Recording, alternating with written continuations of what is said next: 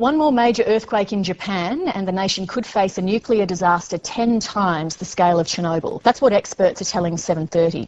When Japan was hit last year by a massive earthquake and tsunami, the world feared nuclear catastrophe. The nation's Fukushima nuclear reactors were inside the disaster zone. We've not heard much about them for a while, but the danger certainly hasn't passed. Experts say the situation inside the Fukushima reactor number 4 is precarious, as North Asia correspondent Mark Willesee reports from Fukushima.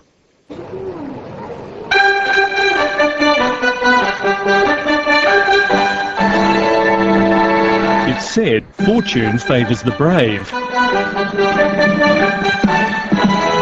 And after enduring an earthquake, a tsunami and a series of nuclear meltdowns, the people of Fukushima reckon they're due for some luck. For 13 months, this track was idle. Horses and people kept away because of the fear of radiation. But today, Fukushima is out for a flutter. So is this a sign that Fukushima's luck is turning? Possibly, but few here actually realise that a few kilometres to the east is the spent fuel pool at the Fukushima nuclear plant, containing enough nuclear fuel to spawn a catastrophe to dwarf Chernobyl. In the gloom of this pool are 1,331 highly radioactive spent nuclear fuel assemblies, each containing dozens of rods. The spent fuel pool, number 4 at Fukushima, based on my sort of calculations, contains roughly 10 times more cesium-137 than released by the Chernobyl accident. It's also clear from this footage that the pool is littered with debris from last year's disaster. The nuclear fuel in that pool is 2.5 times what's needed in a reactor core. It contains 5,000 times more cesium than was released by the Hiroshima bomb, and the pool is just hanging there. We don't know when it could collapse. This is where the pool sits, 5 stories above the ground next to the reactor. That is how things are supposed to look. This is how the reactor building looks now, after a hydrogen explosion blew it apart. The blast tore off the roof and caused a reinforced wall of the fuel pool to bulge by up to 3.5 centimetres. As for the hundreds of tons of spent fuel, until this month, its only protection from the elements was a white plastic sheet. Some nuclear experts warn Japan is literally playing with fire. If there's a crack in the pool and the water drains out, the fuel rods will be exposed. It will then be impossible to cool the fuel.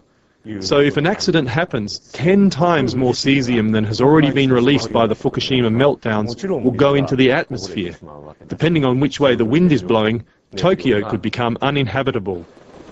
Hiroaki Koide is a senior nuclear reactor engineer at Japan's prestigious Kyoto University, and one of the experts raising the alarm. As soon as possible, those fuel rods should be removed. Earthquakes are striking almost every day around the Fukushima plant, so I'm praying that a big one won't hit. This warning is echoed by international nuclear safety experts, among them Robert Alvarez, a former advisor to the US Secretary of Energy. You have a very, very large concentration of radioactivity where the only thing that keeps that radioactivity from being released through a catastrophic fire is a pool of water. That pool is 100 feet off the ground in a structurally damaged building in a high-risk earthquake zone. I mean, what more can you be worried about?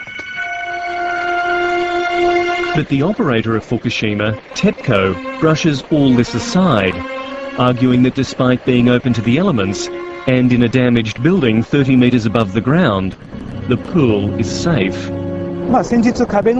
We checked its condition the other day, and although there is a bulge in one wall, we don't think this will have any effect on the soundness of the pool or the building.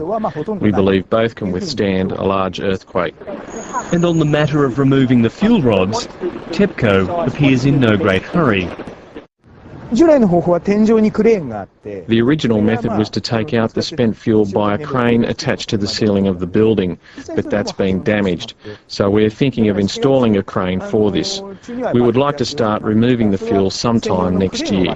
They have to have a heavy overhead crane They're going to have to manipulate the spent fuel underwater constantly, put it into containers that are very heavy, involving perhaps containers that may weigh as much as 100 tons.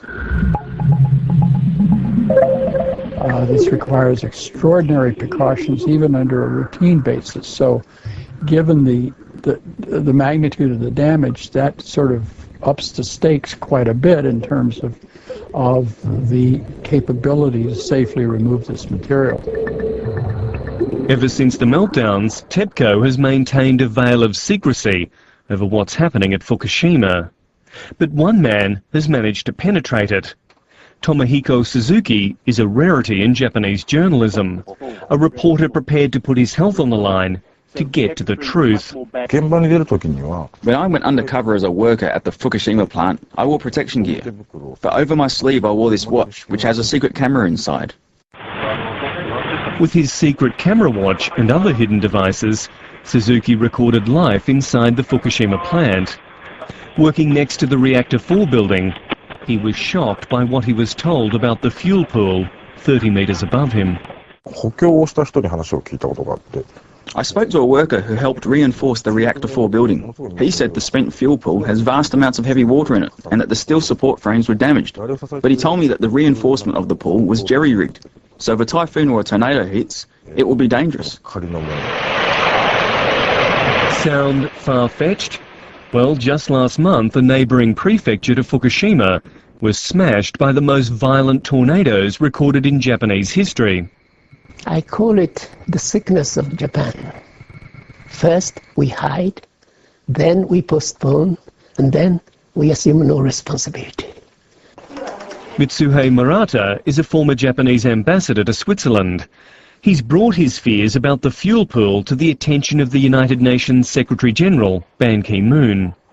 TEPCO and the government of Japan not only lacks the ability, but the intention. So in your opinion, if there was a problem with that fuel pool, it would be the end of Japan? Yes, and there is no one who denies that. We cannot sleep peacefully. So who should the people of Fukushima back? A collection of nuclear experts, journalists and concerned activists struggling to be heard? Or TEPCO with its history of cover-ups and incompetence? I do not believe TEPCO. I do not feel safe at all. Radiation levels are still high. TEPCO says the fuel pool can withstand the next big earthquake, but I can't believe this. That's why I'm so worried. Nothing like this has ever happened before, and we are sort of charting unknown waters here, and this is a problem that if such an event were to occur, it would be of an international dimension.